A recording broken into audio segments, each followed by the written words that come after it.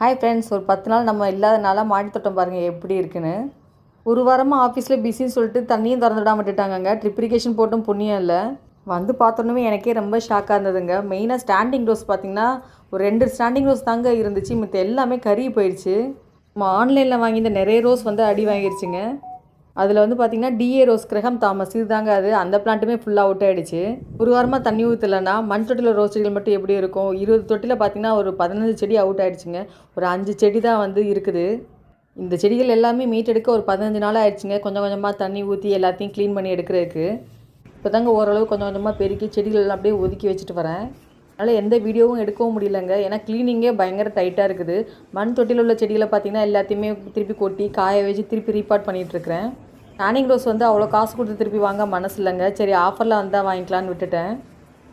எலுமிச்சை, அத்தி மரம் எல்லாமே பட்டு போயிருந்ததுங்க. இப்போ கொஞ்சம் தளைஞ்சு வருது. அடுத்த வீடியோவில் அப்டேட் பண்ணுறேன்.